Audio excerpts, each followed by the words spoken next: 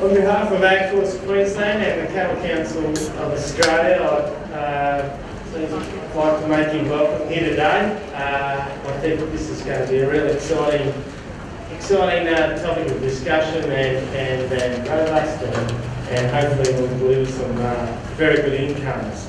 My name is Justin Washover. I'm a beef producer on the Western Downs of Queensland, and I've been involved with AgForce a little bit recently and been a cattle board member director since November last year. I'd like to thank MLA so much for sponsoring the keynote speaker here today, Mr. Bruce Vincent and his wife PJ. They've made a big trip across from Montana in the USA, and he's been fortunate enough to jump in the car and drive up and have a look at that as well.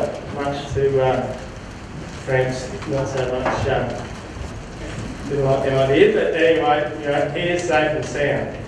But the title of today was meeting consumers' expectations in our own, but really the crux of today is our social licence to operate. And certainly over the last few years we've certainly felt some pressure, and it's been frustrating, and it's hit our emotions, and it's got a little bit out of control, and all sorts of things have happened, and because of that, we're so passionate about what we do. And I mean, a social lot, like we have to have a licence to do this stuff. Like, seriously, we're providing something to eat. And so yeah, and it's gone all over the place. But I think, and Bruce is going to share with us today how the logging industry also felt these pressures 25 years ago, and how they've gone through the same scenarios and how they've come out of it together as a united voice, and celebrating what they do and gaining the trust of consumers. And that's what we all need to learn to do in the food industry. So, thank you to Michael McTaggart. He went over to the US last year and listened to Bruce, and he said, you guys have got to get him over. So here he is. I'd like to introduce Bruce now. He's a third-generation logger from Libyan, Montana. He's the co-owner of the public relations firm Environnotics, volunteers as an executive director of Provider Panels, and he's a board member of the Evergreen Foundation. Bruce speaks throughout the United States and the world, testifies on resource issues before Congress, and has appeared on several programs such as the 60 Minutes. Bruce has been named the Timberman of the Year of Montana, National Forest Activist of the Year, received the inaugural Presidential President of America Award from President Bush, and has been named Keeper of the 10th by Women in Farm Economics and received American Agri-Women's Readiness Award. Bruce and his wife of 38 years, Patty Jo, have 4 children and 11 grandchildren. So his current activities are huge, but he rests his family commitment and are responsible to the environment. So please welcome Bruce.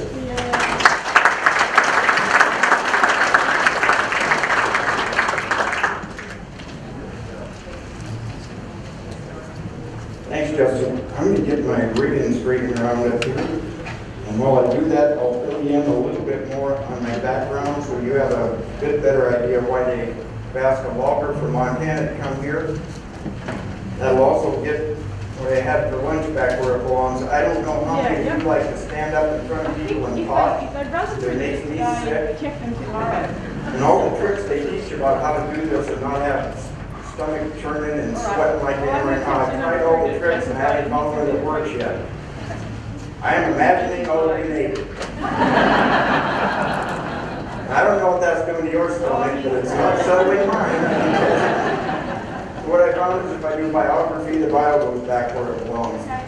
I am, and there's words. I'm going to talk with you about the vision There Is Hope. And I'm going to hope to share with you a little bit of the story of what's gone on in my resource culture. And maybe there are some things that you can pull out of that to learn about the journey that you are currently on. I'm a logger. Actually, half the family is in forestry, and the other half is in cattle. We moved to the western part of the United States about 150 years ago. About 100 years ago, part of the family quickly learned that cows don't eat trees. And since we live where there are trees, somebody had to do the tree whacking. So that became my side of the family. We are the forest side. We removed the trees. We live in a little town up in the extreme northwestern corner of Montana. It's up by Glacier National Park, if you've ever visited the States. It's a stunning, beautiful little town of 2,800. It's very isolated. It's 90 miles to the next town. Our high school mascot is the Loggers. We're home of the living loggers because forestry is our culture. We have 3 million acres. I don't know what that is in hectares, but 3 million acres of national forest. It's public land that surrounds my community. Stunning place to live. We share our ecosystem with a bunch of things that we also enjoy. Grizzly bears and moose and elk and wolves. And that's part of the romance of calling where we live home. Those are the things that I love about the place where I live. The people that started our community had some pretty rough practices. Those are timber baron days that started my town. Timber baron days were essentially cut and run. They started over in the eastern part of America and whacked the trees down in Maine to build Boston. Then they moved to Michigan and whacked trees down to build Detroit. The family that started our town, they whacked all the trees down in northern Minnesota and they looked across the prairies of North America, and the next patch of trees is where we live. So they loaded up the sawmill and the community and started our town. The practices were acceptable to the public at that time. The public was very much like the public in the rest of the world, and subduing the wilderness was an acceptable form of business. It helped provide the stuff of life, and people were mostly concerned about that. How are they going to have a home? How are they going to have an economy? Things have changed. This was my job in forestry. I was a sawyer. That's what we call a tree cutter. I'm not sure what it's called here, but the guy with the chainsaw, that was my job. I went to school. Our practices have changed quite a bit since the early days, by the way. We're now highly mechanized, like other agricultural pursuits. Our machines cost $500,000 to $1 million a piece, but they've got air-conditioned cabs. The people that are inside there are listening to XM radio and using joysticks. The wide tracks on the bottom of our machines are easier on the ground. Our processes are easier on our workers. We're easier on the environment. And we're very proud of that. We produce a product. It's not food like you guys produce. We produce a commodity that people live with. Paper, furniture, flooring, energy pellets. We're very proud of what we do. The biggest change, though, is that in the old days, we did the cut and run thing. But about 70 years ago, the timber barons that started our town figured out that there was no new patch of trees to move to. So they started a sustainable forestry program for our community. They did a 200-year management plan, and we started planting 6 trees for every one we harvested. We planted 6 because weather would take out a few of them, the deer and elk would eat a couple of them, we hoped one would make it. And we started a sustainable forestry practice that is currently studied by the World Commission on Forestry. So we're very, very proud that we're one of the first areas to start a sustainable forestry initiative. I grew up in this culture, and like yours, one of the things that we share is a deep sense of stewardship and conservation. So I grew up with this deeply embedded in me. I was proud of our heritage. I was proud of where we had come from the early days. But I graduated from high school and went to college in Portland, Oregon. And it didn't take very long to be in college to figure out that the kids I was going to school with didn't look at me as a steward. They looked at me as an axe-murdering Neanderthal. According to them, I was killing the cathedral forest. One of the summers when I was home murdering trees, I met my wife, PJ. Which isn't entirely true. She wasn't my wife when I met her. Although I tried that. I had been in a logging camp a couple of weeks, and I went to town, and there she was. She had a tube top and a tan, and I said, "You're my wife." She wasn't. She's a pretty strong-willed woman, and I'm so scarred from that stupid remark. We fell in love, got married, moved to Portland to go to college together, and we learned that we had accidentally manufactured a child. And we learned that it took a lot more logging to go to school when there were 2 going on 3 of us. So we moved from Portland to Spokane, Washington. We moved there to go to college because it was 3.5 hours from home. I could go to school Monday through Thursday, and Friday, Saturday, Sunday drive home and log. On one of those weekends home, we accidentally manufactured another child. And PJ said, something has got to stop. So I quit school. We got our priorities straight. No, we didn't quit either one. It took 10 years and 4 kids, but we made it through Gonzaga. We got a Bachelor of Science in Civil Engineering, a Master's in Business Administration. Got a construction job in that city. It's about 250,000 people. And we were on our career ladder to yuppie them. And one night we were watching the kids play in the yard, and we noticed 2 really important things. They were playing inside a chain link fence, inside a city. And to this day, we're perpetually pleased that there are hundreds of millions of Americans, and I believe about 80% of your population, that calls urban home. And they love it, and I'm glad they do. But we stayed up all night talking about what we wanted for us and what we wanted for our children. And we made what for us was a quality of life decision. We wanted to raise our family in the rural environment with clean air, clean water, abundant wildlife, the things I had grown up with. We wanted to raise them in a rural culture, hard-working, hard-playing, community-oriented, school-oriented, church-oriented people still lived in our rural areas. So I wanted to raise our family there. So in February of 1984, we packed our crap in U-Haul and we went back to Montana. We were the only loaded U-Haul going into Montana in February. That's our winter. We went back and joined the family logging company. The family logging company was started by Mom and Dad. Most people, when they think of the timber industry, they think of major businesses. In our country, it's Weyerhaeuser already. Boise, Cascade, big companies. But one of the things that we have in common is 97% of our industry is mom and pop operations. It's small family-owned corporations like ours. And our iteration of Vincent logging started in the 60s. In the early days of our company, on weekends, us kids and mom would strap coveralls on and hand dad wrenches. The goal was to have the machinery operating Monday morning when dad hit the brush with the crew and mom hit the office attached to the house. They ultimately grew our family operation to include 65 other families. In our town of 2,800, that's a big outfit.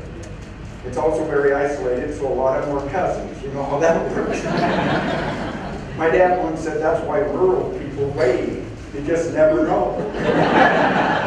Might be some DNA going by. Their 65 also included their 4 boys. I am the second of 4. We lost Mom a while ago, and a few years ago we lost Dad. So my wife, PJ, on my side, as we try to figure out what we have to hand to the next generation. In fact, usually I'm out traveling around jacking my jaw. PJ came to visit Australia, and we love you guys. So she's here, but normally when I'm jacking my jaw, she's at home doing my work for me, which she says is no big deal. She does it while I'm there. She might as well do it while I'm there. But I wouldn't be in front of you. I would be home with the most awesome mate on earth, doing exactly what I want to do in the place I'd like to do it with the person I'd like to do it with. But something went wrong in our timber community. And the same kind of crossroads as animal agriculture is currently facing started happening in our community about 30 years ago. And something is wrong in that discussion. And if everything was okay, I'd be at home. But it's not. And we share some things in that. I want to go over with you. We'll go back. That's the family now, by the way. They all still live in Montana. Some of them are in cattle. Some of them are in forestry. Some are in environmental studies. But that's the family unit. Something is wrong in our rural resource communities. And I want to talk with you about that, and I want to talk with you about how we addressed it and what we all currently face. I want to talk with you about where we are, and this is one guy's version.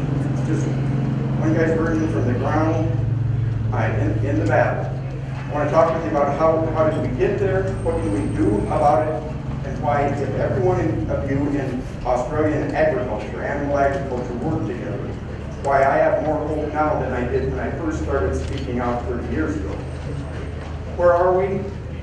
We're in rural areas having what I call a collision of visions. We're having a collision of visions with the rest of society because society for the last 50 years has had two things that humans have never had: time and money. What have they been doing with their 2-week summer vacation? They've been blowing out of their urban areas like Sydney and Melbourne and Chicago and Los Angeles and going to our rural areas and vacationing. And what do you know? They're falling in love. They fall in love with the very things that we love about calling our places home. They fall in love with the clean air, clean water, abundant wildlife, the things that they have 200 channels on television. They thought these things were gone, but here they are right outside their windshield. It's awesome. We love it. I don't blame them for loving it. They even love our culture. They have no idea what makes us tick, but I can tell you if they're driving through eastern Montana, cattle country, at 85 miles an hour and they see a cowboy, it was like to a stop on the freeway. Oh, honey, look, a cowboy. What's he do? I have no idea, but you see the hat. They fall in love with what they think we are. But at the end of their 2-week summer vacation, they have to go home. And when they leave with a desire, and it's a desire we fully understand. It's a desire that's fundamental to our stewardship and conservation ethic. It's a desire to protect. They want to save what they think now are the last best places. The last best parts of Australia are where you live. The last best parts of America are where I live. There's a big old book on Montana that's called Montana, the Last Best Place. I don't disagree. But in the States, they started fighting to implement policies to protect us. They had a vision for the last best places, and they started fighting through regulatory reform, judicial activism, legislative reform, and they're imprinting their vision of protection on us. And sadly, their vision has one fatal flaw. There's no provision in it for the last best people. And because of that, the very thing you want to protect is paying the price of their protection. And it's not because they're stupid or ill-willed. It's because we have a guy named Will Rogers. Have you guys ever heard of Will Rogers? Well, he wanted to. It's important. He made a statement about policy and how things work. And it's important to remember that in both of our cultures, policy is not dictated by reality. Policy is dictated by the public's perception of reality. And when it comes to the public's perception of reality, Will Rogers once said, "It ain't what you don't know that's a problem, it's what you know that ain't so that's a problem." And society as a whole knows a great deal about what ain't so in the rural areas that we live and the issues that you grapple with on the ground and trying to provide them with the commodity that you provide. We got to see this up close and personal with forestry. This is a healthy forest, and this is what the public thinks our forest ought to look like all of the time. What they don't understand is that if you went to Montana 15,000 years ago, do you know what this would look like? Ice. A mile of ice. There were no trees there 15,000 years ago. We were at the end of the last ice age, which is why I don't argue with people about global warming. It's melted. And it probably wasn't cow farts that did it. The trees have grown back. That is a nice, beautiful forest that we have there. It hasn't been there forever and ever, amen, but there it is.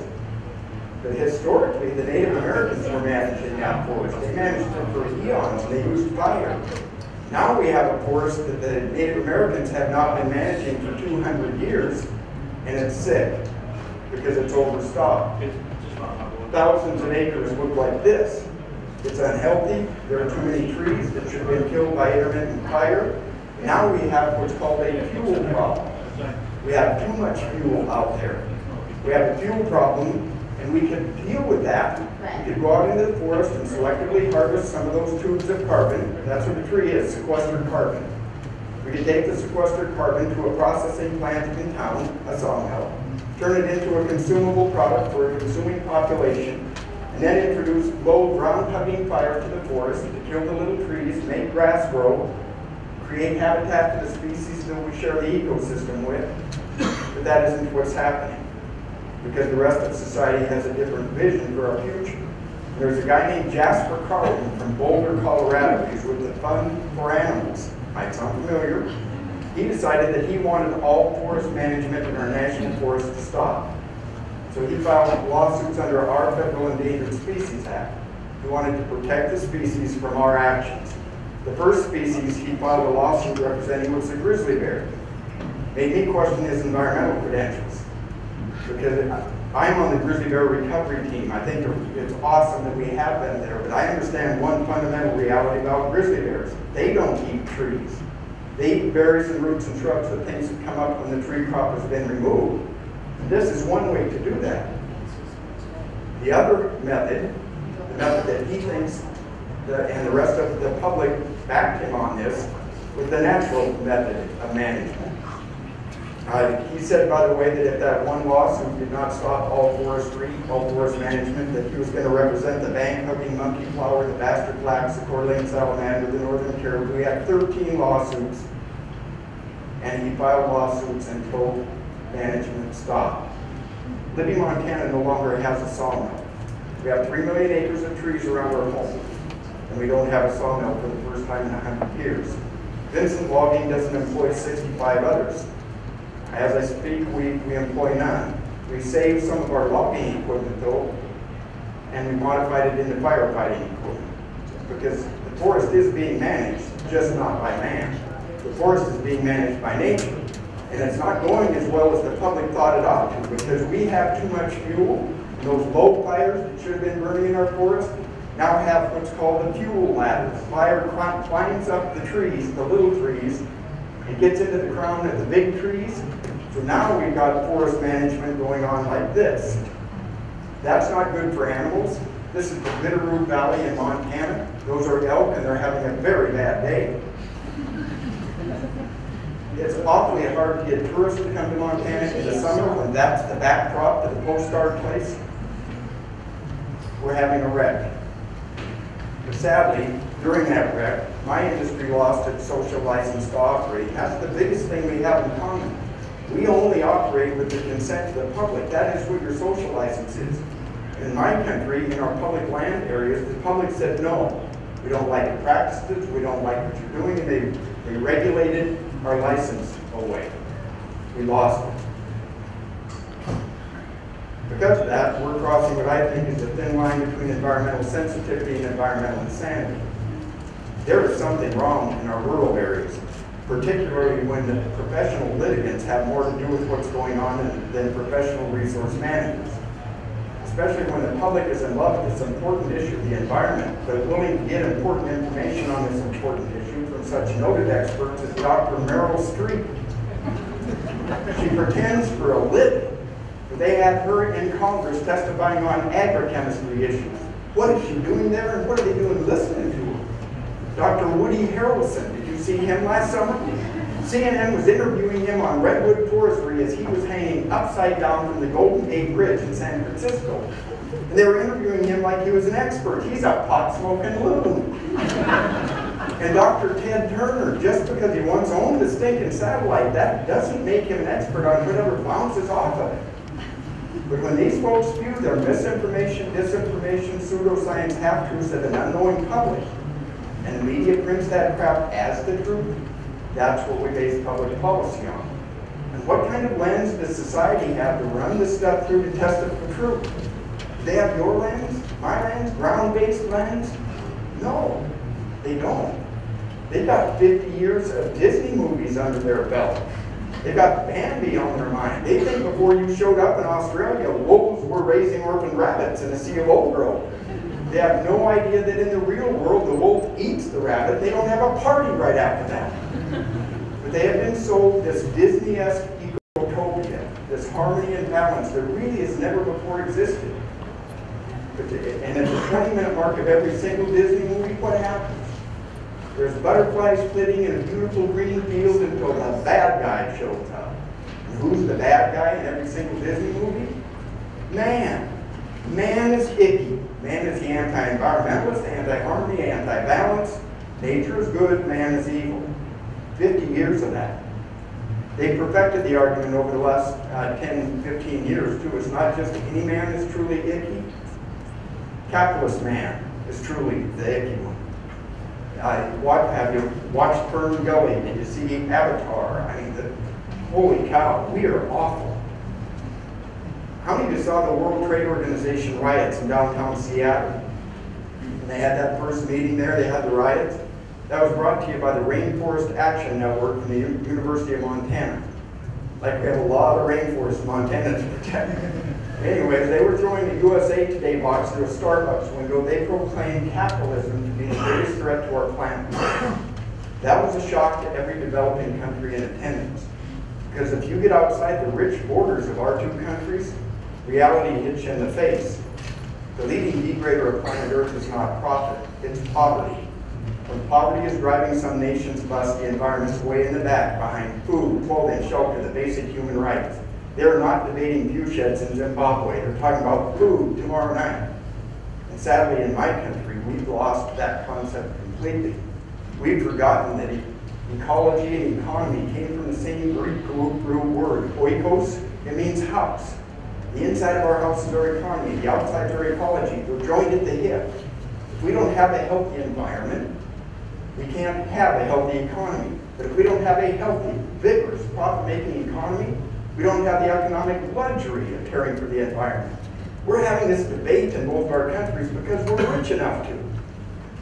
But my country's forgotten that. And we run the risk right now of being the biggest threat to the global environment through misguided lockup of our own. Because we want to consume. It's just production that we don't like. We want things like nice wide highways. It's just gravel crushing that's icky. We don't like asphalt plants. We just want a road. We like it to be wide and smooth and safe. We love our gas. We like it to be cheap. It's just oil pumping that we don't like. We like energy. We like it to be immediate at the switch. It's just power plants we don't like, coal plants we don't like, nuclear plants we don't like. We're fighting the windmills now because a bird might hit them. We just want power. And we like it to be cheap. We love our food. We love it to be abundant. We love it to be pretty. We want it to be cheap, and we want it to be safe. It's just soil management, nutrient management, pesticide management. Those are the things that are kind of icky. They want their McDonald's burger. They don't want a cow killed. They love their wood products. It's just stunts that suck. There is a thin line between environmental sensitivity and environmental insanity, and we've crossed the line. And my country could be the biggest threat to the global environment through misguided lockup of our own. Because we want to consume, but we don't want to produce. So we're driving production into developing countries that are long on resources, long on population, and short on cash. We'll import raw product from them. They'll send us our stuff using methods we quit using 30 years ago, and we'll call it green because we don't have to look at the production process. That's insane. How did we get here? I go back to the 60s. How many of you remember the 60s?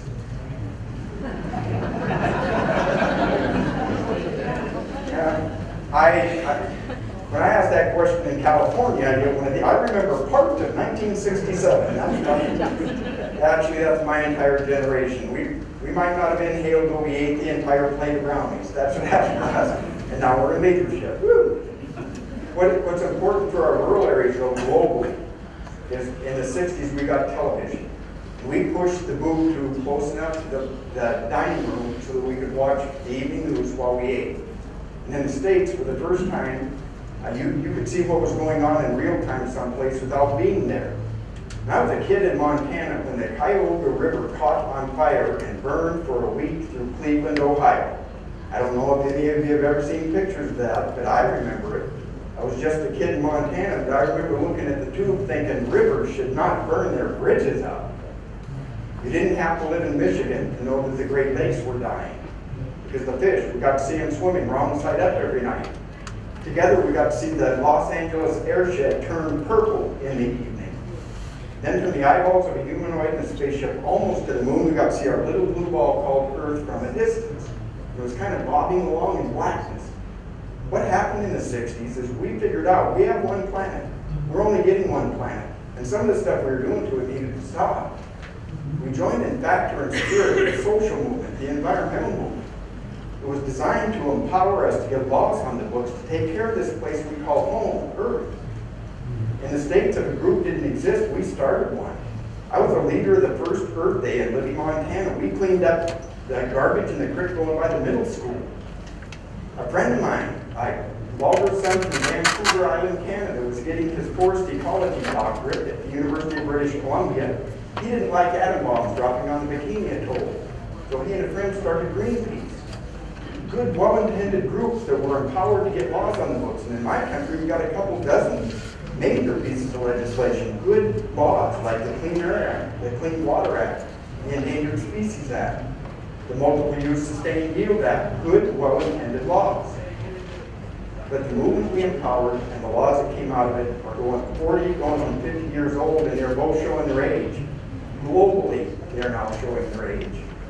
The laws that we had in our country were to be a promise to our population, not a threat, particularly our producing population. Right now in the States, the farmers are dealing with clean water issues that are driving them out of business. It was to be a promise, not a threat. The Endangered Species Act was to protect species. It wasn't supposed to be a social engineering tool for a lunatic from Colorado to smear my little town off the map. And the movement we empowered, the movement's alive. It moved off the streets and into our homes. The movement's in your home. It's in your business. It's in your ranch. It's what you do every day. Decisions you make today. Think back 40 years to Earth Day #1. Think of the processes that you use in your production regime right now that weren't even considered 40 years ago. That's the real movement.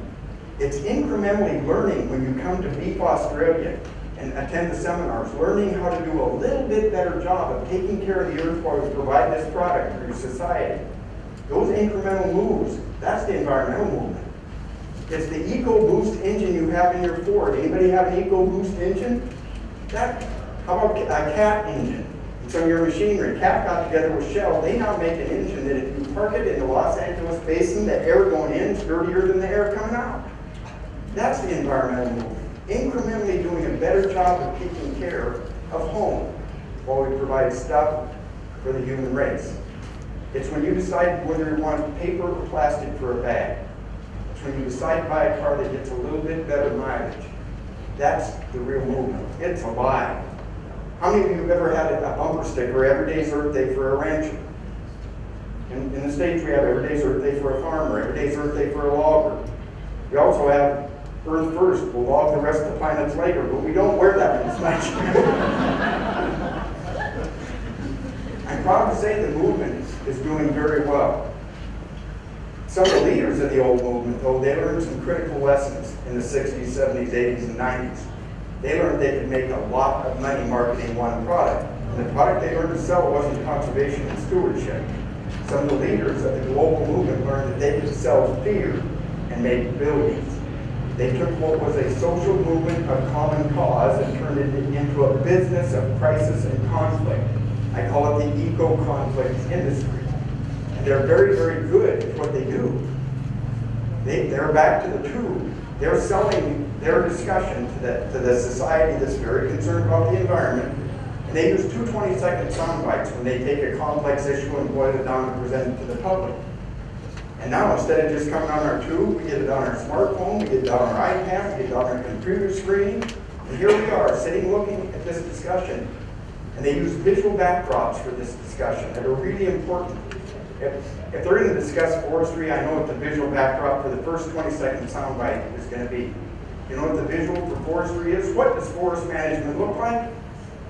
The world's butt ugliest clear cut. You can see the sucker from the moon. The last tree falling into a sea of stumps, that's forestry. If they want to talk to somebody about it, who do they get? They get a knuckle-dragging Neanderthal from Oregon. He's snoot dribbling down his chin. He says, God, I like to make stumps, and he's wearing an Eat a Owl t-shirt. You've all seen the guy. Or they get a 3-piece suit and tie from Weyerhaeuser, and in front of a 30-story building in downtown Seattle, he says, America wants wood fiber, and by God, we provide it. And that's the end of our 20 seconds. The next 20 seconds is somebody who doesn't like forest management. What do? They get a babbling brook with a pristine mountain scene and with a flag in one hand and bald eagle in the other. They say, oh, I want clean air and water for my children. And then they point out that everybody in that last soundbite are greedy corporate bastards and 10-ton profit alone. And that's the end of the newscast, and society gets to pick. And every resource industry is boiled into those same 2 simplistic choices. Last year was a banner year to discuss oil with the American people. You ask a 5th grader in America what oil looks like, and they'll begin defining dead black birds in the dead black Gulf. Oil is the BP oil spill. The guy doesn't like it, stands in front of the Everglades, flag in one hand, bald eagle in the other. All he wants is clean air and water for his children. They want to talk about mining, they go to Montana, Butte, Montana, one of the worst mistakes we've made in mining ever. Dead birds in a settling pond, yellow rivers. That's mining. It was made 100 years ago. But that's mining, and the guy doesn't like it, stands. Agriculture, when they were doing the World Trade Organization discussion, I can tell you it was sad for the American farmer, because every time they discussed domestic agriculture, they showed a crop tester. Every single time. American agriculture is the application of chemicals, and the guy doesn't like it. What about animal agriculture? What do you get in the 20 seconds? In the States, there's a black and white spotted cow with a forklift through the side that's getting drugged through 6 inches of manure on a dairy someplace in Northern California. That is animal agriculture, and the guy doesn't like it. Wayne Pacelli with the Humane Society, and he's petting a puppy. All he wants to do is save the puppy. And America gets to pick. You guys have seen the same kinds of things here. I know about your live export issues. They boiled it down into, do you want dead cows or not? And those are false choices, and we get angry when we see that. Because we know that's preserve or destroy, and providing for humans is somewhere in between. But that illuminates our issue. Because put yourself in the public's shoes for a minute. You get angry. They get concerned. They are 4 generations from the farm. They don't have grandma's place in Queensland to go to for 2 weeks during the summer anymore and watch the cow eat and poop and make milk. They don't have that. And we laugh at them about what they don't know. In the States, we say those stupid people in the city think milk comes from a carton at the supermarket. In the timber industry, we say the dumb people in Seattle think boards just show up at Home Depot. On sale day, a bunch of boards show up. In fact, we felt kind of haughty about what we know and what they don't, because we don't really think we have many legs up on our urban cousin, but we know where their stuff comes from. It's not funny anymore, because their ignorance is fertile ground for an industry of conflict that wants to sell this stuff. And they're very good at selling it. And those people that are selling it are not our problem. Those groups have a fundamental right to exist. They even have the right to try to make money. Good for them. Our problem is they can sell that crap. Our problem is ignorance. The real enemy is ignorance, the public's and ours. The public's ignorance of who we are and what we do for them in their environment, and our ignorance of the process of leading this discussion and not just fighting it. So what do? First thing we need to do is address what the public needs. And I think what the public needs is the truth, warts, pimples, and all. We cannot lie. If we lie, we're lying to ourselves. We've got to tell the truth. We need to build trust with the public, because if we're going to tell them the truth, they have to trust the person this is coming from. They have to trust the messenger. We have to have transparency, because they have to be able to verify what they think we're telling them. So we need to give them truth, trust, and transparency. Resource communities, what do we need to learn? We need to learn how to lead this discussion and not just fight it. We need to lead, not fight. Forest communities finally learned to lead. And boy, I'll tell you what, it was after a long time of fighting. We were very, very good at fighting. When the issues started coming forward and the public was discussing their consent for our operation and our social license, and we got angry, one of the things we did was we'd attend our quarterly meeting to the Montana Logging Association, because we belong. That's why we belong. We're busy working. They're supposed to save our butt. And we'd ask Keith Olson, our director, how are things going? What we did was saddle our associations with the impossible job of representing us without us being fully weighed in. When that didn't go so well, we thought, well, we need to tell the public the truth. So we started standing on street corners and shouting our truth at them. We played what I call reverse Jeopardy. We answered all the questions they weren't asking. We told them what we wanted them to know, when we should have been taking a step back and asking them, what do you want to know? We were talking when we should have been listening. When that didn't go so well, we sued the bastards. We have rights too, after all. It took us a while to figure out, we won the first few lawsuits, but then we figured out that we were winning in the court of law, but losing in the court of public opinion. And ultimately, the court of public opinion defines the court of law. So then it started really losing, and that's when we hit the streets. We had 80 miles of logging trucks bottling up the main freeway between San Francisco and Seattle, choking cities down. We'd show them 15,000 people marching in Portland and Seattle. I was the guy in the lead truck, and I was the guy with the bullhorn. Until we finally figured out that we were the third ring of a three-ring circus, and somebody else was taking the gate receipts. We were the tip for the conflict industry's tap. We drove their story to the front page, where they got to ask America, do you want the marching Neanderthals to whack all the trees down, or do you want to send us $20 and we'll save the forest? We became part of their business strategy of conflict. We were making them billions. So we finally backed up. We started learning to lead the discussion. We started listening to the public. We started hearing what they were saying and what they were concerned about.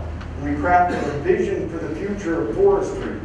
We got communities to adopt it. We got legislatures to adopt it. It's very general. It's based on the Earth Summit. It's sustainability, providing for humans today without compromising the next generation's ability to do the same. We crafted some framework around what forestry might look like. We finally got the acceptance of the public, and the Healthy Forest Initiative that was adopted by Congress and signed by President Bush. It was the most progressive forest language since not over 100 years in America. And it's the light at the end of our tunnel. But since we waited so long and we fought instead of leading, we completely lost our social license. We're now gaining it back, a little bit at a time. It's going to take us a while to get it back. In the meantime, that light at the end of our tunnel is a train coming to you. Because the global conflict industry needs a new pinata. The forestry pinata is not selling as well as it used to, and it's been clear to me for the last 10 years the next pinata is going to be anything that has to do with water and anything that has to do with animals. That's agriculture squarely in the crosshairs. So what can you do? Don't repeat our mistakes. You can learn some things, and some of the things we learned the hard way, 3 truths we learned about leading that I forget everything else I talked about. These are the 3 things we learned the very hard way. Truth number 1, democracy works, but it's not a spectator sport. How many of you expect your leaders, whether it's in Victoria or your state capitals, how many of you expect them to take courageous stands for common sense agriculture? Don't we all expect that? How many of you have ever had somebody's name on your bumper that's running for office? Ask yourself this. We don't have the guts to pound their name in our yard. How can we have the gall to ask them to climb out on a political limb with the illumination of the media? We need to be engaged in the democratic process.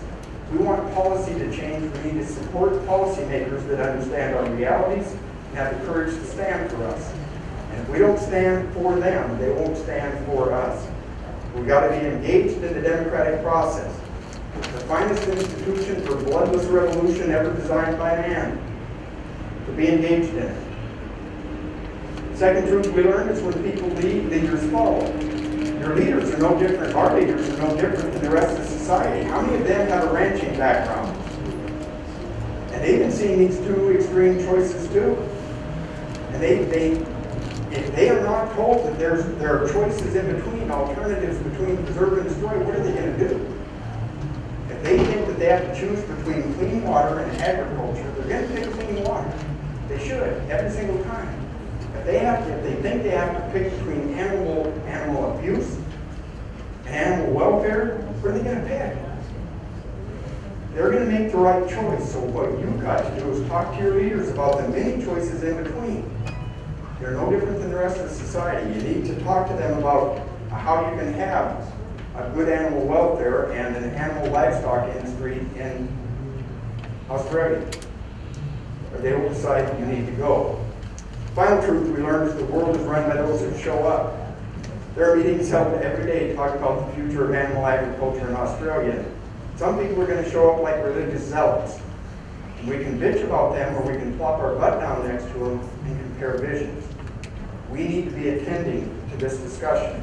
And that doesn't mean you have to go to Victoria to attend to this discussion. There are discussions being held in your local community. You need to show up in those.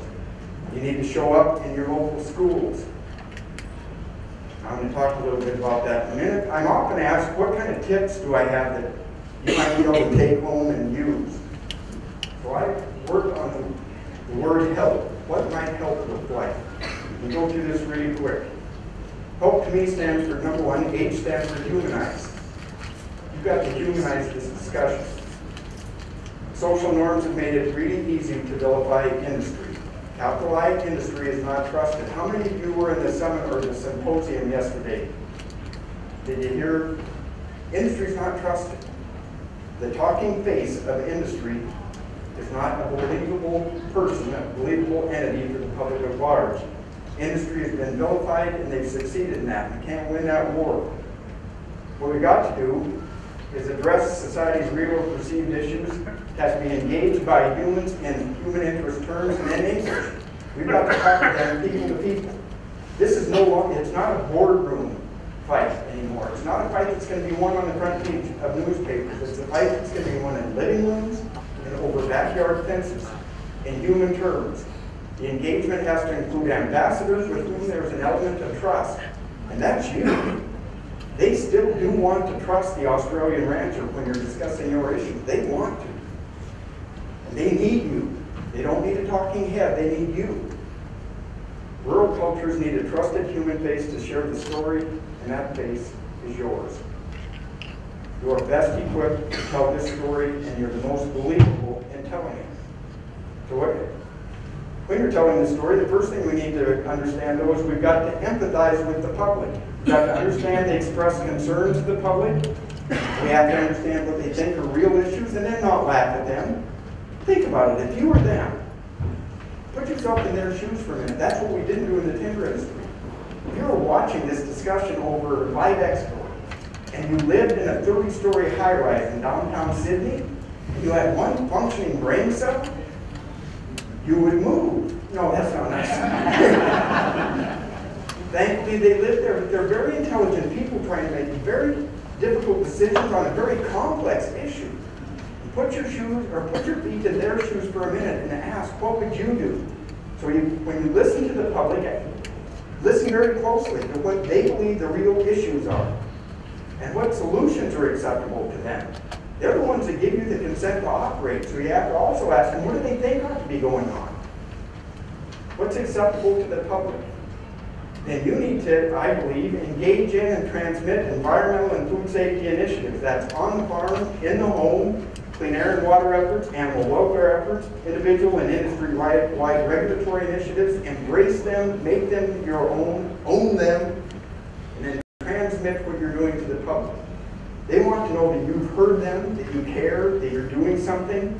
Your message to assure the public is that I am listening, I understand, I respect, sometimes you might even share your concerns, and I am part of the answer to your concerns. And you will not maintain your social license to operate unless you get to that last part. You have to be part of the answer to the public's concerns. When you can get there, then you will maintain your license. Yesterday I watched Core, you've got the grocery stores here, Core. They talked about their discovery journey on sustainability. In the middle of their discovery journey, they had the World Wildlife Fund. Interesting to me that that was part of their development. I think someday you guys need to be there. AgForce needs to be there. The MLA needs to be there. The Cattle Council needs to be there. You need to be part of the answer that they are seeking if you want to maintain your social license. Only after you empathize with the public can you hope to educate it.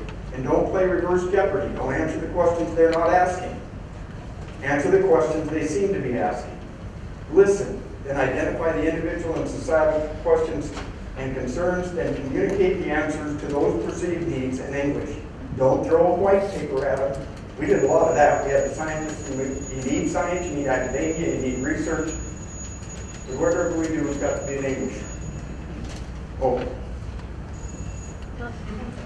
Time's up. Lead locally. Your home area needs an ambassador. Don't overlook the need.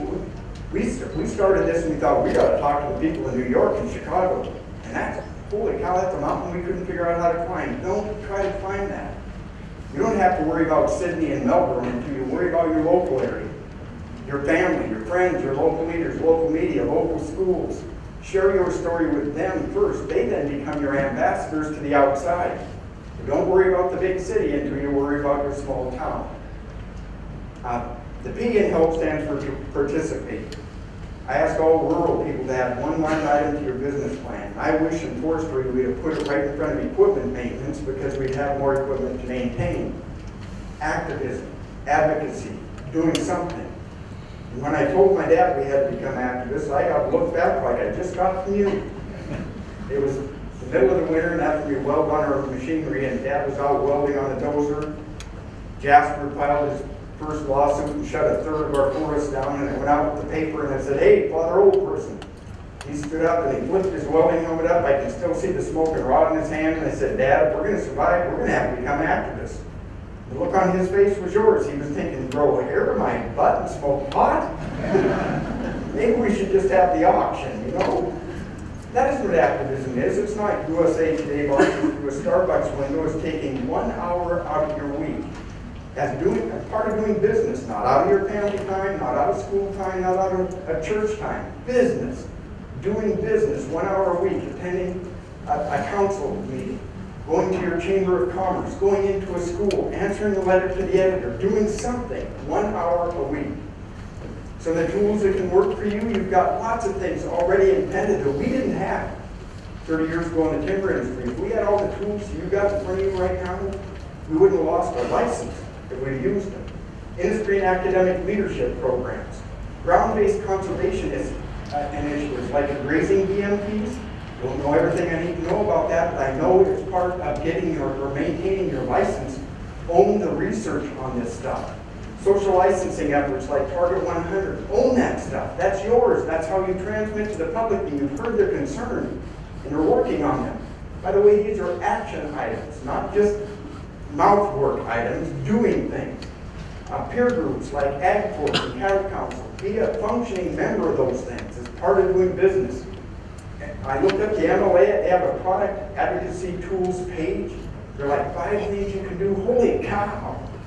It's an encyclopedia of how to engage the public, and it's got tools that they can teach you and help you use them. Engage that stuff. Tours and open houses and welcome wagons. How many of you are concerned about the city people moving out to the rural area and bringing their urban mentality with them? In the States we are. And in a lot of our rural areas, we decided we ought to shut the door behind us.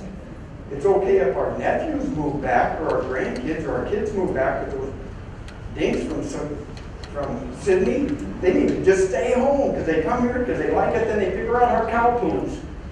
And we get angry at them. We treat them like the enemy until the week after they die. We need to stop doing that. There are people that are going to be moving into your area, the place you call home. You can't stop them unless you want to give up some private property rights that you hold dear. So they're coming, and you know why they're coming. But in the old days, what did we used to do with visitors? In the States, we had a thing called the welcome wagon. The new people would come to our rural area.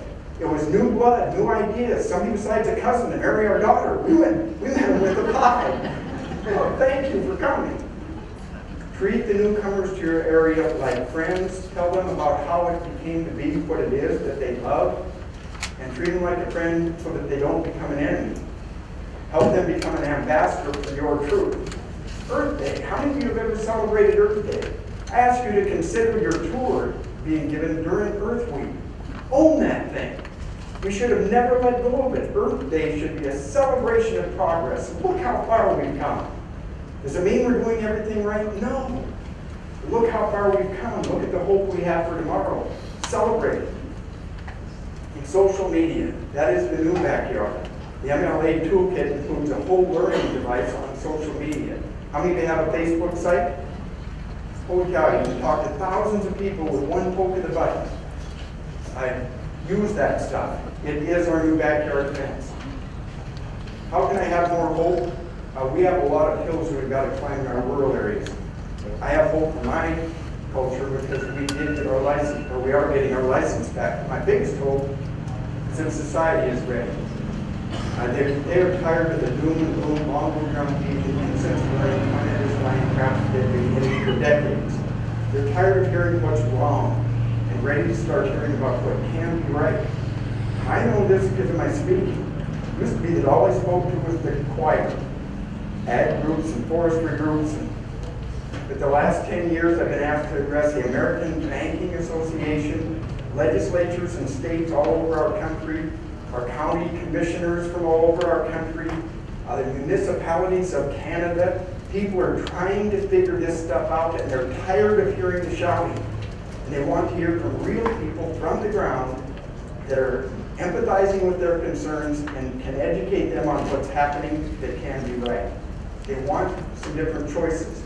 They want to choose you, especially the next generation. I got a call from the University of Illinois a few years ago. Student president asked me if I'd come talk to them on Earth Day. You want a logger on Earth? You're looking for somebody to kill. I said I'd go, and I went. 3,000 kids in the auditorium. They looked me up on the internet. There were picketers in the back of the room calling me some pretty fun names. I gave them a presentation similar to this. I told them the old environmental movement was timely and necessary, but failed to mature beyond a 3-word vision of stop doing that. And the never sharing planet Earth with 9 to 11 billion other souls, stop doing that, wasn't going to cut it.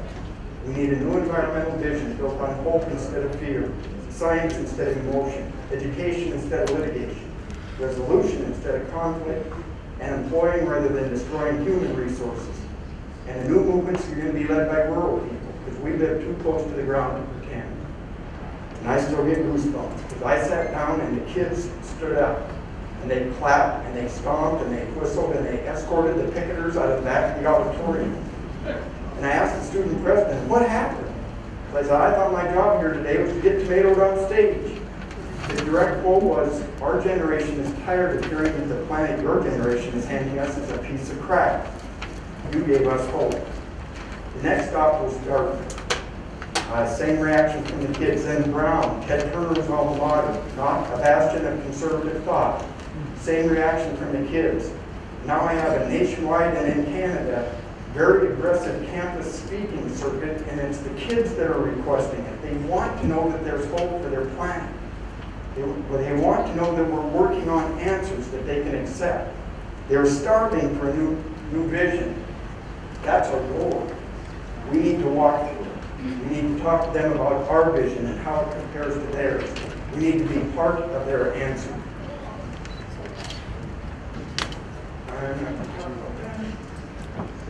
What's at stake in this discussion? What's at stake is your social license, your freedom to operate, both the heritage and promise of your animal ag culture.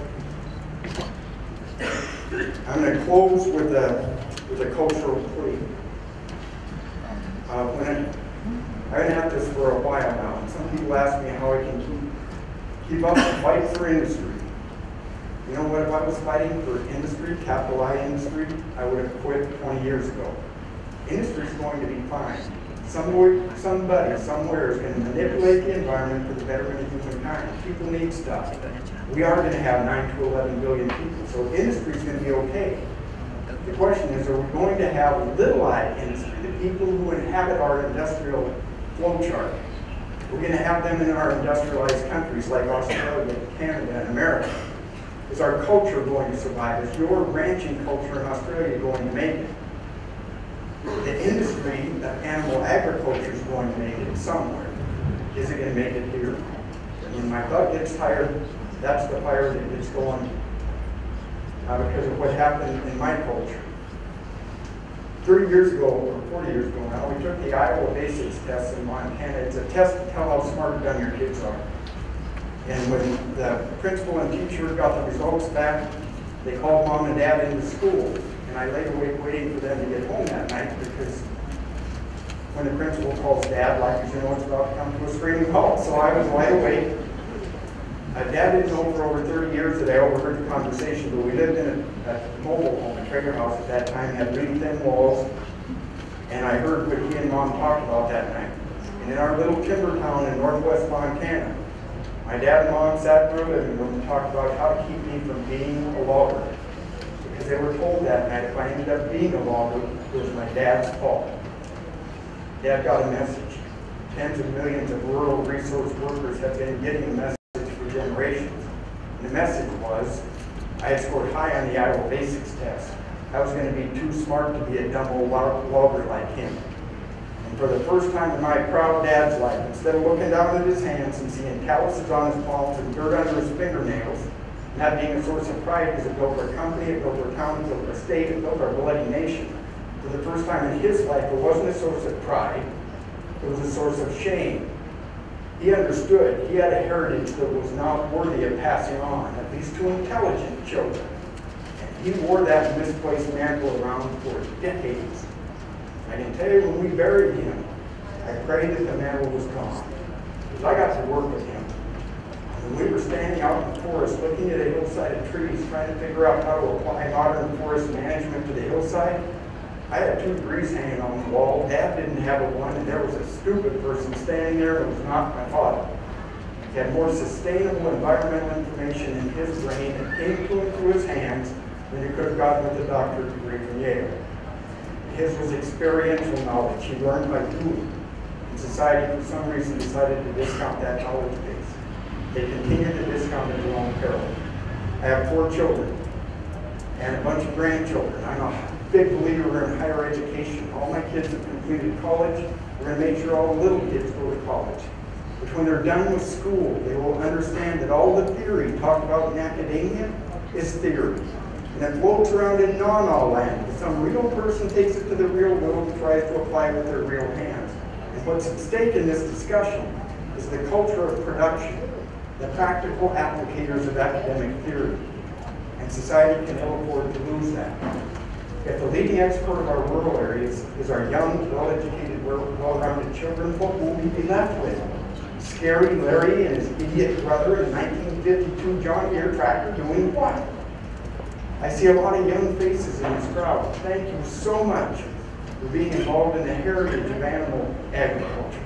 It is a heritage that's worthy of passing on. It's not perfect, but it's the best that's ever been. You guys are not perfect. The one thing that society needs to understand is you're the safest, most productive, most efficient, most environmentally sound producers of protein in the history of humankind. And if Australia wants to make a green, safe choice about their red meat, they'll want it to come from here. Wear that badge proudly. I'm going to close with a message that Mom left me with. I have a tendency to try to eat elephants when they are in the room. Mom left me with this, and I'll close with this with you folks. It is from numberless diverse acts of courage and belief that human history is shaped. Each time a man stands up for an ideal or acts to improve the lot of others or strikes out against injustice, he sends forth a tiny ripple of hope, crossing each other from a million different centers of energy and daring those ripples to build a current that can sweep down the mightiest walls of oppression and resistance. That was Bobby Kennedy, South Africa, 1966. It's also Beef Australia, 2015. You don't have to go home trying to be a wave. You've got to make a profit with your business to stay in business. But go home committed to being a ripple to maintain your social license. 1 hour a week. Together, you will be a ripple that will save the last best places and the last best people. And this logger from Montana could be proud to stand with you. God bless.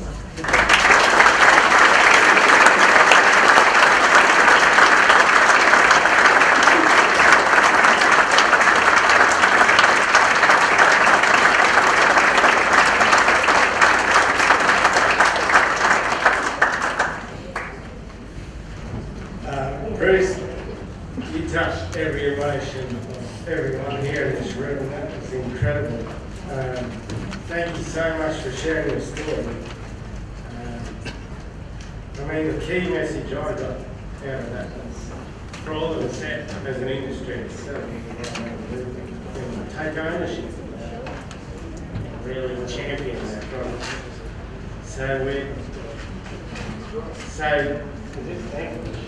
was awesome.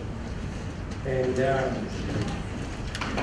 we'll take questions from the floor for a few minutes before we have a panel discussion.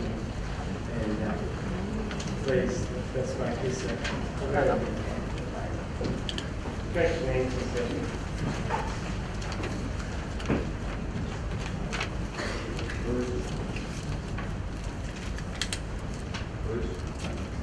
Yep. Gotcha. Bruce, I was very interested in your, first of all, thanks, that was great. It did touch the heartstrings of all of us, and I reckon it was a great story to tell, and I just hope that we can all go home with a better understanding of where we should be going. But I have a question for you in relation to your honesty and being honest with the public. This industry of ours has got some pimples and warts that aren't easy to get across. The likes of the dehorning issue, the spaying issue, the castration, the branding, things that probably we all do at home and we all understand are important to our industry, but are hard to sell to the people in the main street, to the coffee drinkers in Queen Street today. How do we handle that? How do we try and sell that's an important part of husbandry for our industry? I think you put your finger right on it. You have to, for us, we have to lay all of our practices on the table and discuss with the public what they were looking at and what they perceived our practices to be. So you need to lay your practices on the table and then discuss with the public what part of husbandry each one of those is.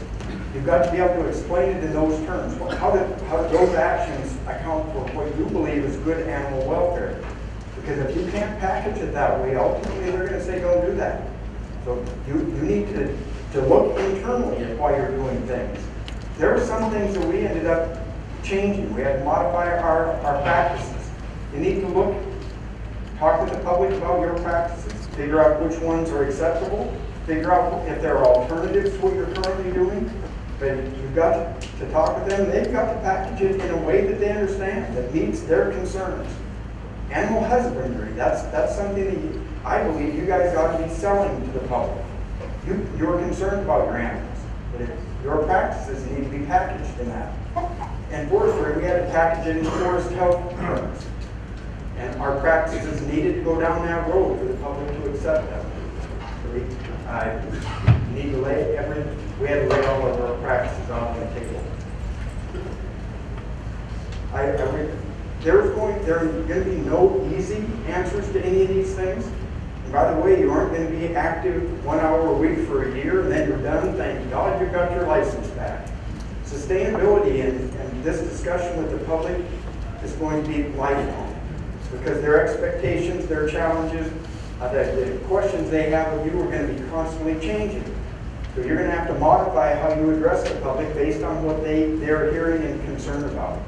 Sustainability is not a destination, it's a pathway. I encourage you to climb on that thing and own it. Don't be afraid to be green. Be the leader of this discussion. And animal husbandry, you should own that. Get the science behind you, get the research behind you, and then discuss with the public why.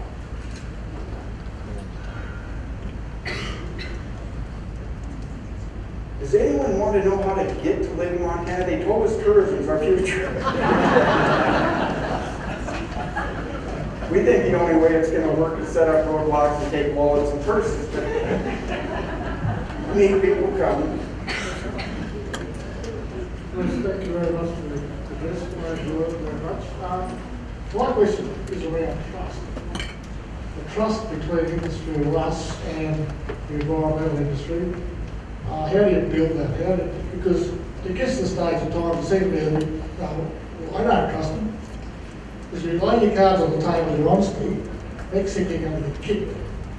There are a couple of things there. One of the things that we started doing that helped us build trust is we started working locally with those that were expressing concern locally, because they're generally not conflict driven. So we started working locally with people that were expressing their concerns because they're our neighbors and sometimes they're even our friends. And we could build trust with them. And the larger discussions, we've got to be at the table with some people. We had to sit at the table with some people that were throwing rocks at us. But we had to be at the table so we expressed to the public that we're proud enough of who we are in our practices that we're willing to sit with people that are throwing rocks at us. Doesn't mean we agree with them. But in order to build trust with the public, we have to sit with them. Some of the people in the environmental movement, we call them the zero-cut people, they would never they will never endorse forestry that includes a chainsaw. They were at the table as well. Ultimately, they ended up being marginalized by their friends, though, because they began to look like the extremists that they were. So we had to find people we could talk with in reasonable terms and sit at the table with them. And that built trust. And it took time. We're still working on it. But you need to find people you trust in this discussion. And it might be somebody that is currently throwing a rock, but at least somebody that has the right intentions. If they're just wed to the conflict, and when you solve one issue, they're going to invent another crisis to make some more money, you're going to have trouble agreeing with them. We found locally, most of the folks had the shared the same concerns we did. So we started at home.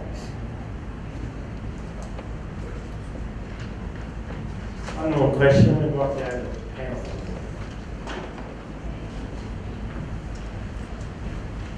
Bruce, just within our own industry, like we have divisions between our own industry, and probably recently when some of our group sat at a table that certain other groups didn't expect them to be there, and that was a real division. So how do you get around? Do you just keep plodding along and hopefully they come and join you, or how do you get to those sort of people that, you know, don't want to be close to people that they feel you shouldn't be? We had a great deal of that trouble too, and it took us a while to figure out that we needed to learn to stand together. And I understand it's the World Wildlife Fund group, whatever, the roundtable discussion. And folks, the World Wildlife Fund and groups like that, in our case it was the Sierra Club and the World Wildlife Fund, they were involved in forestry as well. That was who the public trusted. Didn't matter. We can be angry about that, but we had to sit at the table with them as we discussed sustainable forestry and ultimately crafted a solution. We had to be at the table. Didn't mean we had to be there all the time. We could also leave, but we had to be there to show the public that we were willing to work with who they believed was representing their interests.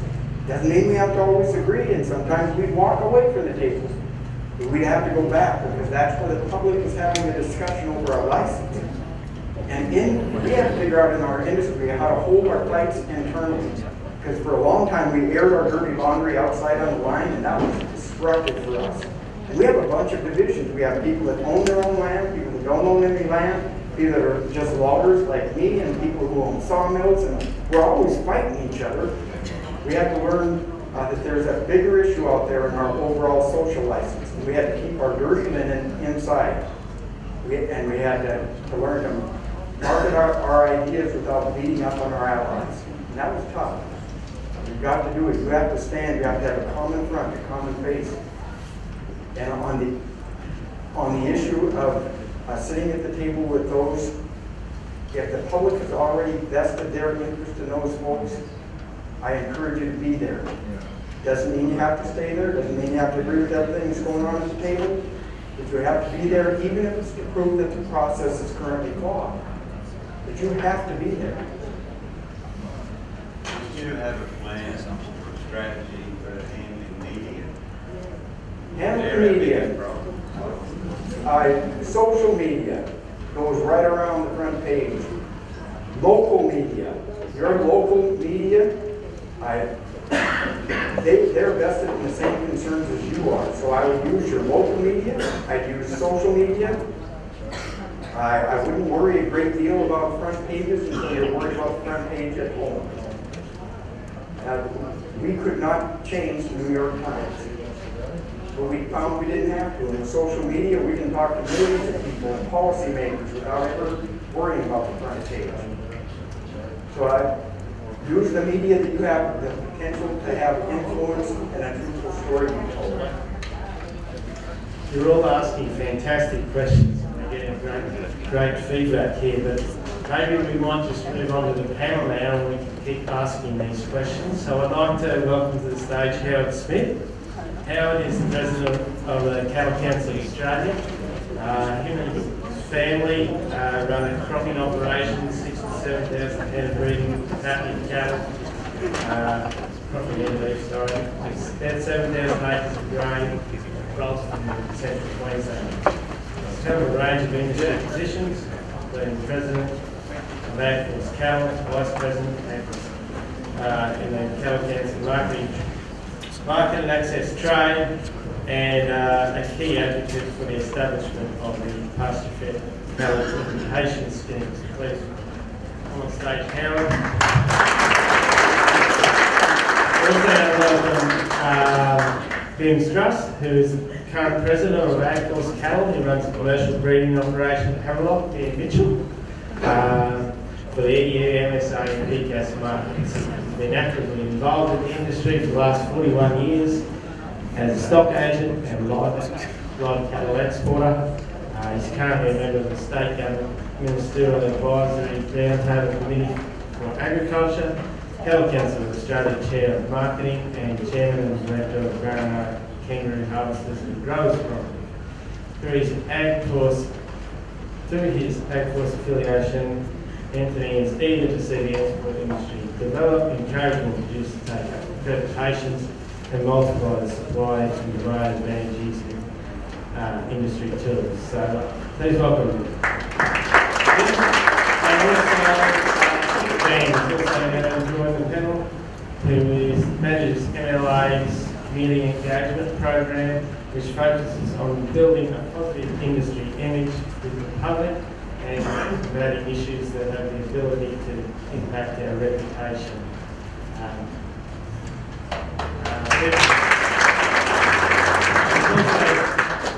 She has developed the Target 100 and red meat green fats, highlighting industry's R&D in areas of sustainability and connecting the industry directly with the community through social media events and school programs.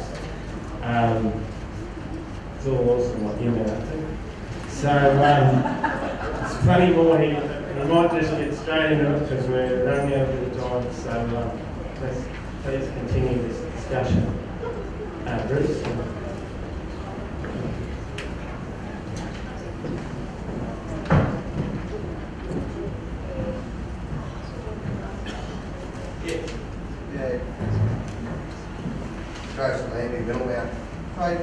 With all the growers and VMPs and animal management practices and things like that, fantastic. Given we've got so many exports now leaving the country, is there any input from overseas what they'd like to see if we could put something which they like into one of our management practices?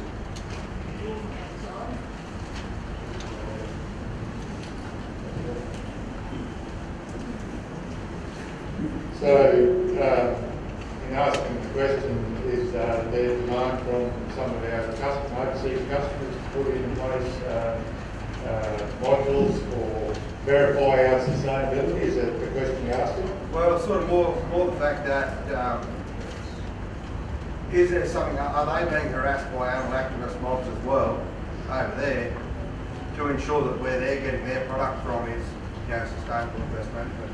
Oh, I guess the point with the harassment, that's what the consumer feedback work is demand. And that's, I believe, as industry, our job is to work out how, as our customers, as big customers, when they consume our product, that they don't get guilty from doing so. And that's what's happening at the moment. So until we get up there and verify and put our hand on our heart that our product is what it is, we're going to get that confidence. That's why I believe, particularly Cattle Council and AgForce and MLA, that we can develop systems that we can substantiate our claims so that the consumer has got confidence in their product. Just to add to that, Australia tends to follow the rest of the world in that area. So for many years now, Europe, particularly the US, has been in one of these areas, and local customers are starting to want to know more about the practices domestically. But they naturally look to us and think that we've got a really good system, but more so now they're just wanting to spend some verification to back that up.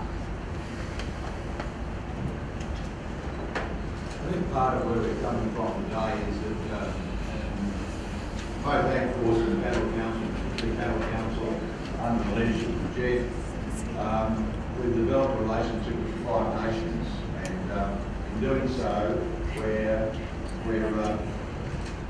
protecting the husbandry practices not only in Australia but globally. And I think that all goes so well for us to maintain that strong relationship with the Five Nations that we can sell to the world what we're doing.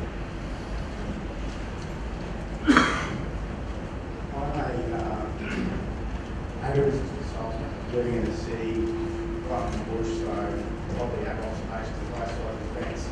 The biggest threat of the city to being production of social license operators, what happened offshore in multi-school processing in Asia, which is different to logging, which was what they were regularly doing themselves. So I think the challenge for primary producers in Australia is controlling what happens offshore in a different industry.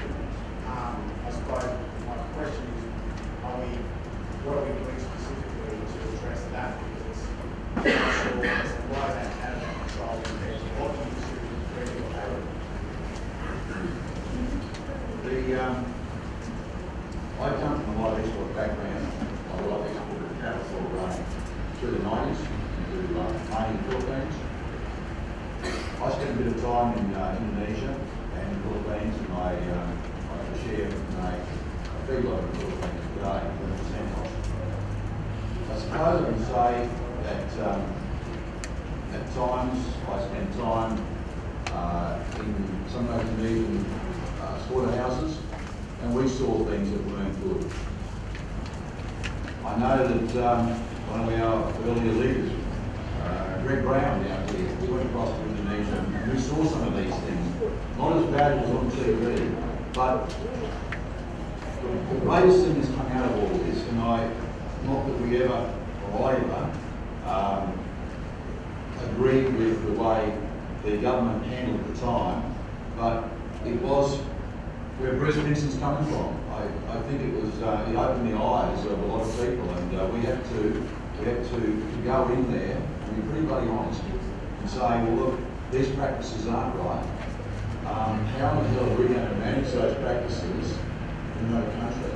How are we going to go into Indonesia and tell them that you've got to read your cattle on with nils, they can't leave your premises? It was a pretty tough act, and we, but with government support, we developed SCAS. And SCAS today is held up as being the epitome of good management with animal husbandry, and Australian cattle going into another nation. It protects the integrity of what we're trying to do in Australia. And I think it shows the Australian public that you can do what we need to do in relation to managing good husbandry practices.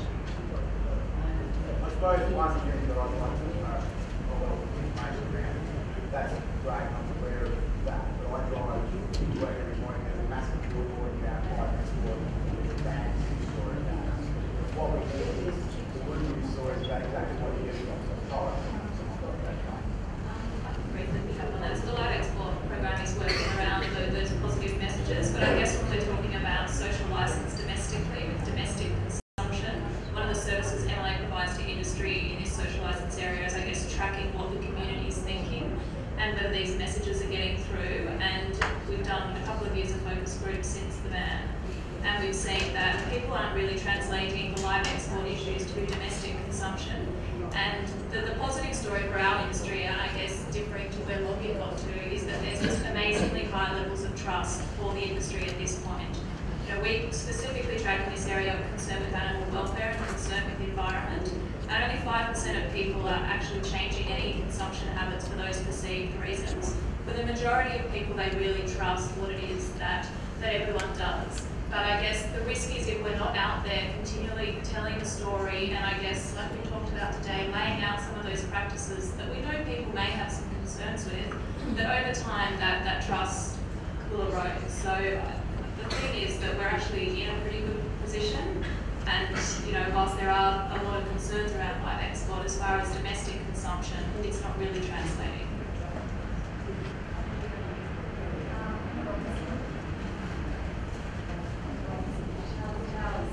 I heard recently about the McDonald's verification program, the pilot program that they're undertaking in Canada.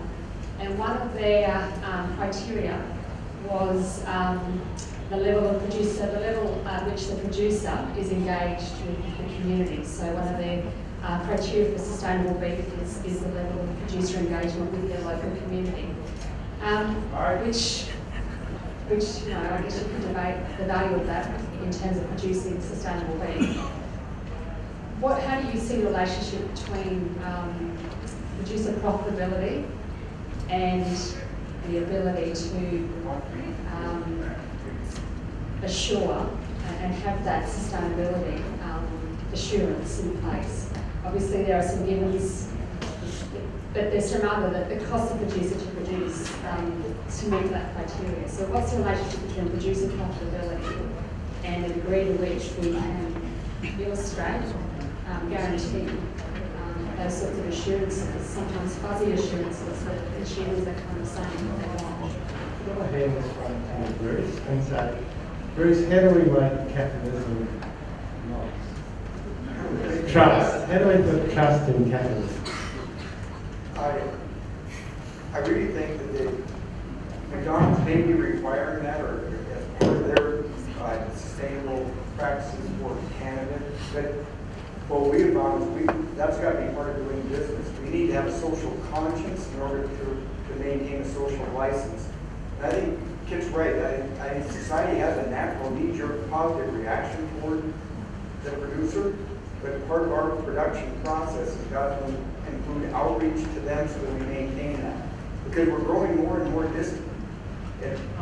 Even in your local communities, if the kids in your school don't live on a ranch, they're getting the same channels as the kids in Sydney, and that distance between production and the consumer, even in our local communities, is getting wider and wider. But I think just as part of doing business, we've got to have a social conscience so that we maintain our social license. Part of that is giving back. Part of that is just doing outreach. There is a cost to the producer.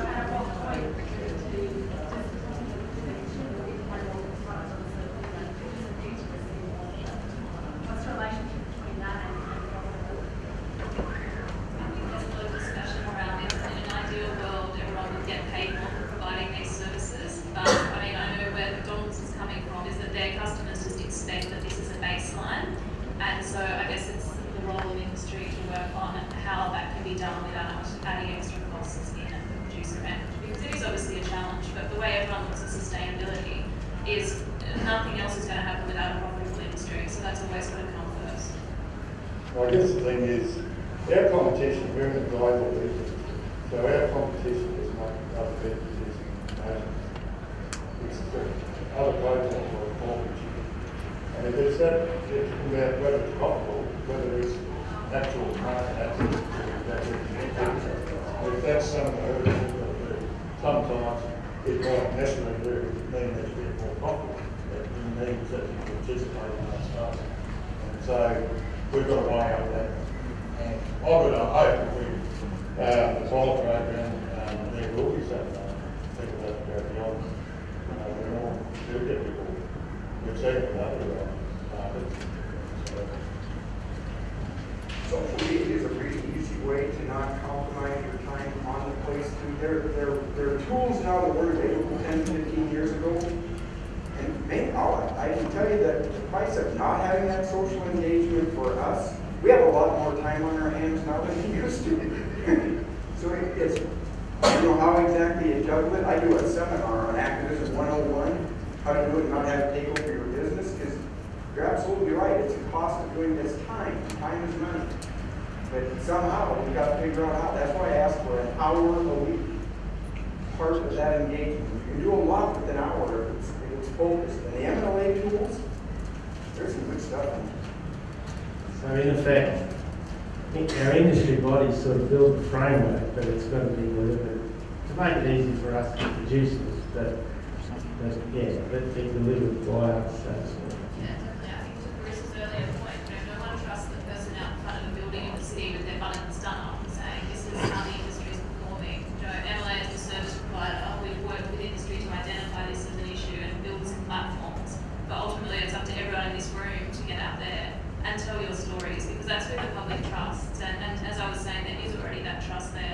but you need to be continually out there telling those stories, engaging, talking about what practices are actually happening. You don't have to try to be a wave. That isn't what I don't know what Don's thing is, but I don't think they expect everybody to have half the business line being out crusading and giving back to the community. But some of it needs to be. That's why a ripple just pick a thing in the community. If everybody in this room does that, if everybody in animal agriculture in Australia, you will be a wave. But everybody has to do it. It's got to be part of doing business. And my next great thing is to tell a story. And I tell a little story that I witnessed myself. Our son and his daughter, our daughter-in-law, pushing the first baby and Townsville. And I went on a barbecue lunch afterwards at their place. I said, mate, we've got to get a good steak. Make sure we're getting a good steak. So we poked down to the local butcher shop, a little delicatessen butcher shop. We walked in. Here's this TV monitor on the wall, rolling this story about a couple raising cattle, their family, mustering their family, branding cattle, fat cattle, green grass. I said to the butcher, I said, what do you make of your video? What's he doing? He said, mate, he said, we doubled. We doubled in the first week. People said, I want some of their beef. And it's a story, it's a good story to get out there to the public. The public were enjoying that, seeing something that was, looked like it was well managed, looked like it was green grass, just a good story.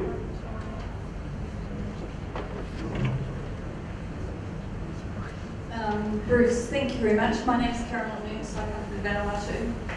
I loved that your story you told.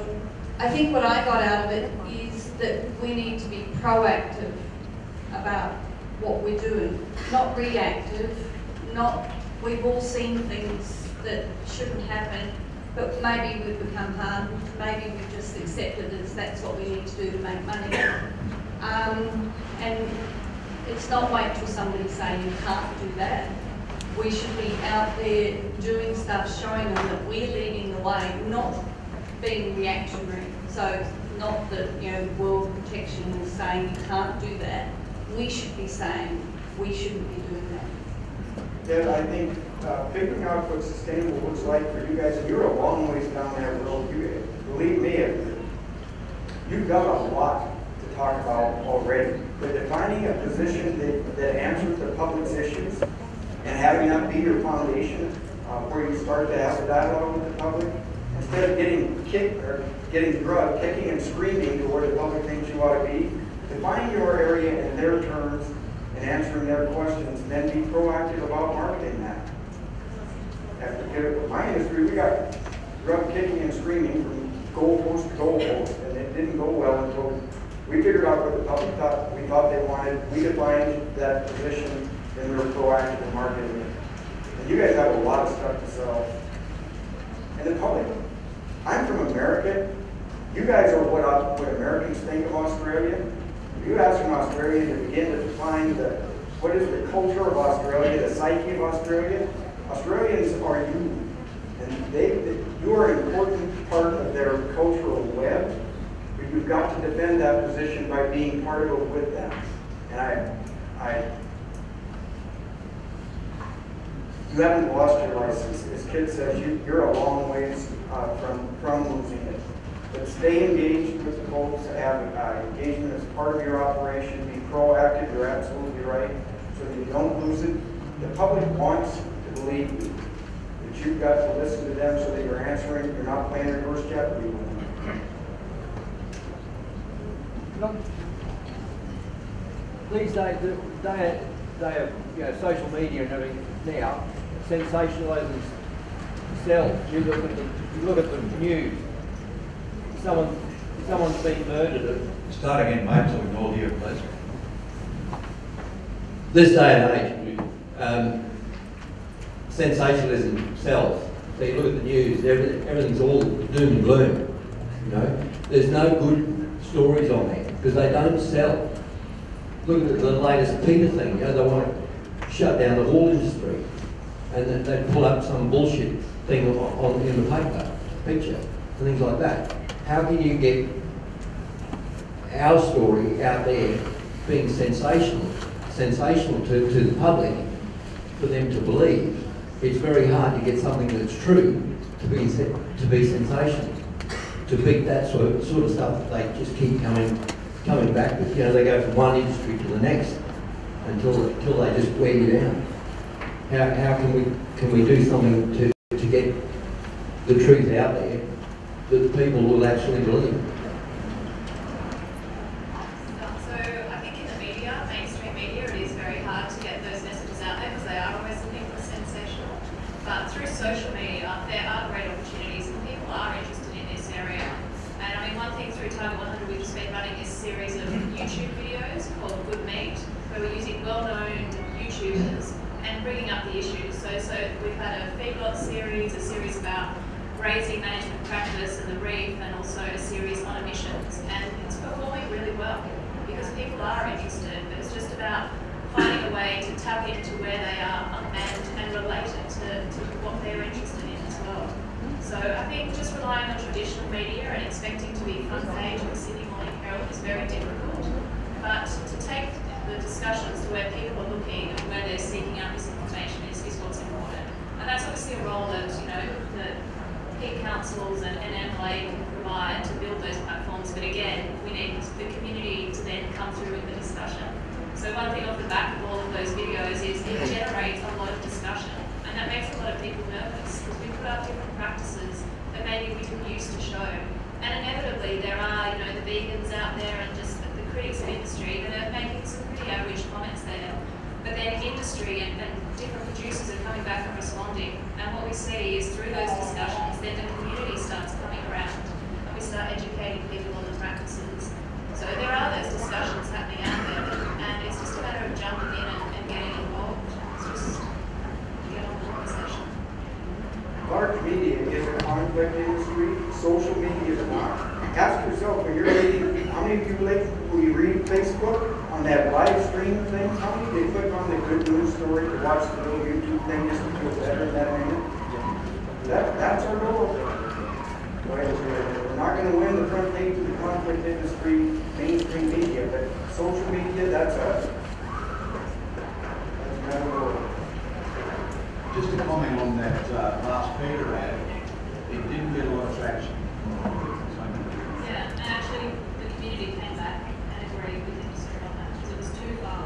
Yeah. I think the greater public aren't silly. You know, they don't just take on everything that Peter's put up there. So they went too far on that one and just didn't sell. And like I said before, the public has tired of those extreme stories. They want more balance in there, and that's where we can fill that space and provide that balance. I'm Scott Champion from Big New Zealand. I'm here as part of the Five Nations group, so thanks for having us, guys. Bruce, you touched towards the end of your presentation on regulators, officials, government officials, etc. And often their decision making can impact on our businesses quite quickly, and they're also shaped by the forces around them and the public discussions that you referred to through your presentation. Just interested in all of your views on how the things you applied here relate to that discussion with government and the policy makers that can be influenced by what goes on around them. Is there anything different about the conversation with them, or is it effectively the same approach?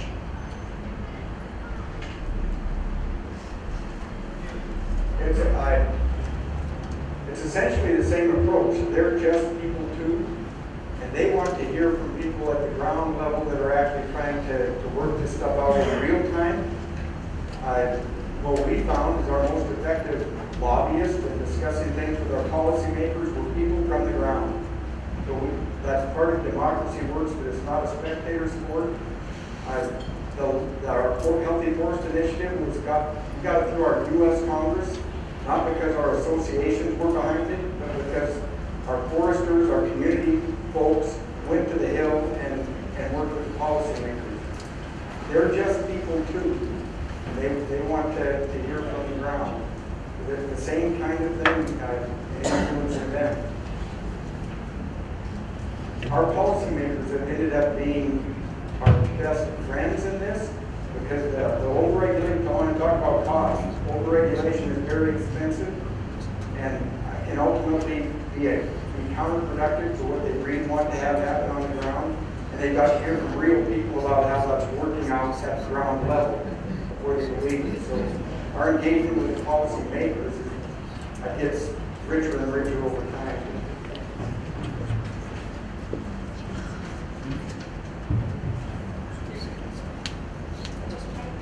From RCS. Bruce, just want to thank you. That's probably the most uplifting, real and touching story that I've heard in a long while. Yesterday at the Beef Symposium, there was talk of there being somewhere around 94 different bodies in the industry and the need to come together as one to create one brand for the Australian beef industry. Just wondering, from when you were coming from, you were speaking about getting everybody together and creating a vision for Montana and for that industry. Do you think that we need to do the same? Is it an issue that we have so many different bodies? Yeah. I think you have a number of different bodies that are working towards on the board. I think you need to be on the same song sheet. That doesn't mean you all have to be singing the same song at the same time, but you need to be on the same sheet of music. And I think particularly you need to be aware that you can market your particular idea without beating up on your allies. We did a lot of that in the timber industry. We ran, in fact, we beat up on some allies. We ran a $40 million wood is good campaign. Like that was the problem. It was the highest commodity used in history. It was stumps that sucked. We didn't spend a dime on that, and we spent $40 million beating up on the cement industry, the aluminum industry, the steel, all of our allies. So what I encourage you to do, you've got many different entities inside animal agriculture, beef. Make sure you're on the same song sheet. It doesn't mean you have to sing the same song all the time. And don't beat up on each other trying to market your niche. My second question is, in creating that vision, how did you go about bringing everybody together and coming up with something that everybody was singing the same song with? Well, it was, we spent one entire year, and there were 6 of us that all agreed on things, and we argued over words like health. What is healthy? It took a year of very hard work. And then we had to sell the concept to a questioning public, because we used terms like sustainable, and at that time, that was a dirty word. We used terms like ecosystem. We embraced it. And at that time, that was the word of the left, the damn environmentalists. We had a lot of work to do to get our people to embrace it. And then we had to market it to our policymakers and our leaders. It was a lot of internal work. Do you need one entire sweeping vision?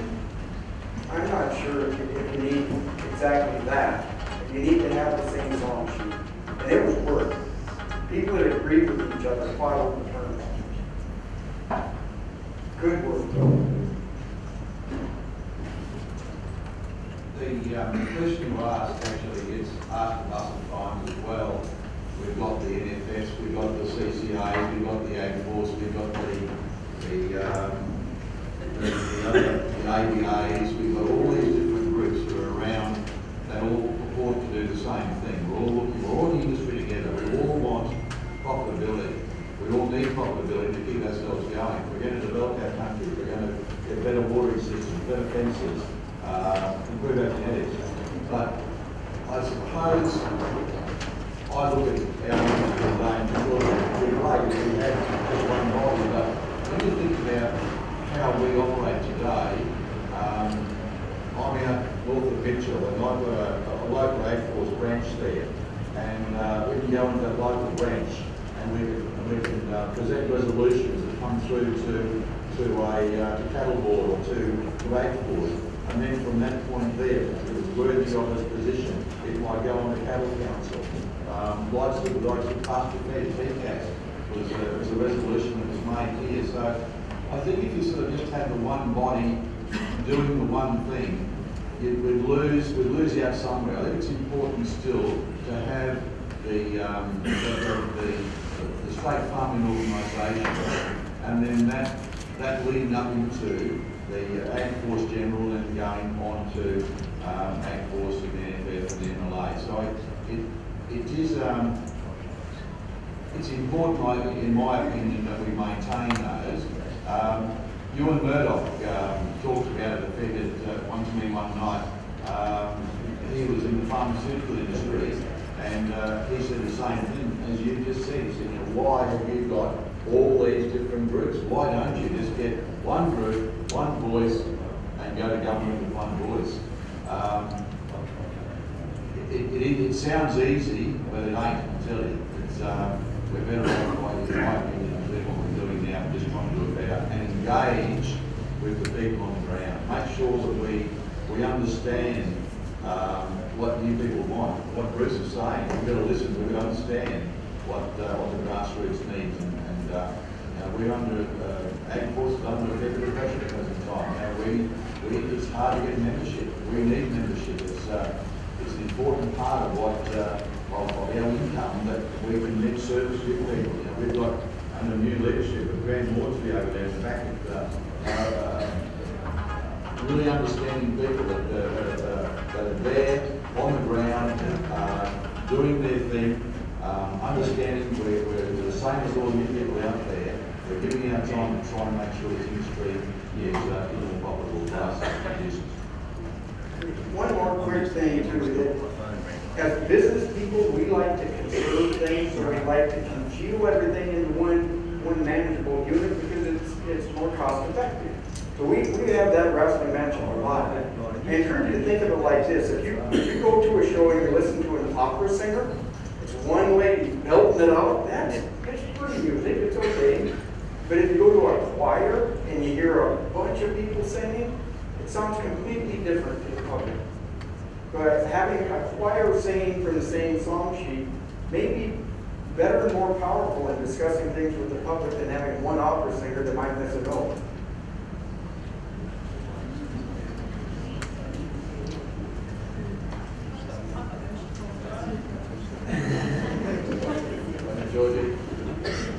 I wonder, is there a solution, or like the farmers markets to say, here's a market to factory farmers? What's your take on that? I think there are a bunch of different agricultural niches, just like there are in timber. We have people that do horse logging. Good for them. That works really cool in local logging. It doesn't work for production logging. So there are a lot of different market niches. Farm to fork is really cool stuff. But I live in Montana and I like bananas. So somebody's going to have to do more than farm to fork, or I don't get a banana. So what I encourage people to do is strongly, in fact, they're organic, there's grass-fed, there's whole. Market your market niche without beating up on your friends. Sell the positives of yourself without marketing the negatives of your neighbor. So I think all of those market niches, there's a place for them. Some are growing, that's awesome. Some are shrinking, okay. But learn to market yourself without beating up on your friends. John, to add to that, I think that's one of our strengths, particularly in the food industry, where we've got diversity. We've got choice. And it's not either or. We've got just another, as one of my colleagues said, it's like having another variety or brand of beer in the fridge. And that's, I think, is one of our strengths in business, compared to some of the other protein sources. Like chicken's chicken. So we've got.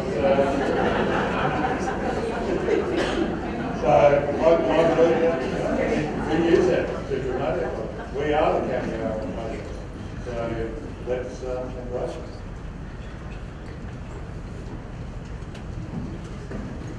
If you don't have any further questions, we might. One quick one. What's the involvement in being usually cadet caterer? I reckon you need a bit of milk.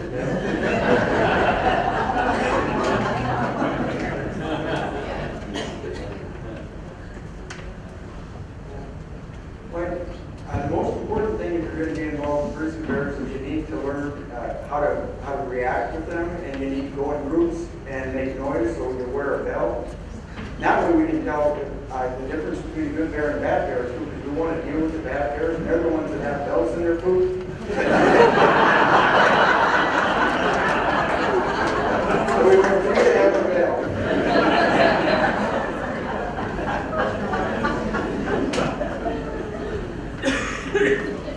We have an opening on the artificial insemination team if you'd like to join.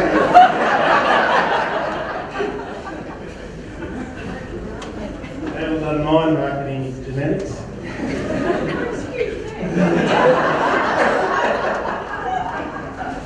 That just came out wrong, didn't it? But no, thank you. You've been a wonderful audience. Yes, it is. Advocacy is certainly important, and it's all voluntary and whatever. But we really must make the effort, and I think also we're quick to run our leaders of industry down and a lot of those things. But I mean, and it seems a daunting task for us to get out there on social media and whatever. But we really must, whether we represent different organisations, but really come together and champion our industry leaders here, sitting elsewhere, and try and make a difference, and also sell that environmental movement, champion the environmental movement. And I think our real customers who do like eating beef, consuming eggs and whatnot, will get sick of listening to the feeders and all that. So thank you. You've been a wonderful audience. I appreciate everyone here on the panel, and safe travel home.